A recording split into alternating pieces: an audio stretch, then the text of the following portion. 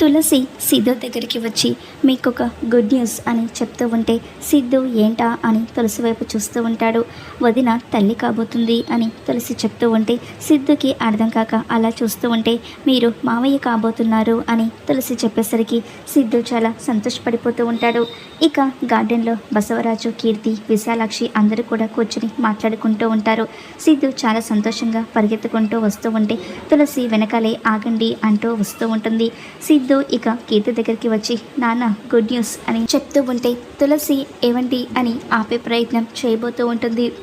సిద్ధు చాలా సంతోషంగా కీర్తి తల మీద చేవేసి మన కీర్తి తల్లి కాబోతుంది అని సంతోషంగా చెప్తూ ఉంటాడు.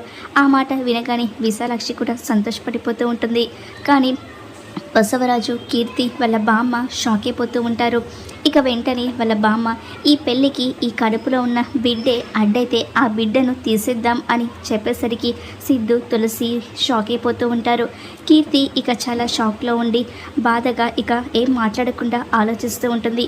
బసవరాజు పదమ్మ ఇప్పుడే హాస్పిటల్కి వెళ్ళి ఆ దరిద్రాన్ని వదిలించుకుందాం అని అంటూ ఇక కీర్తి చేపట్టుకొని హాస్పిటల్కి తీసుకెళ్తూ సిద్ధు, తులసి వద్దు అని బసవరాజును ఆపే ప్రయత్నం చేస్తూ ఉంటారు. ఇక ఇద్దరు కూడా అలా అడ్డుపడుతూ ఉంటే బసవరాజు తన ఎడమ చేత్తో తులసిని నెట్టేస్తూ ఉంటాడు. అలా నెట్టేసేసరికి తులసి కింద పడిపోతుంది.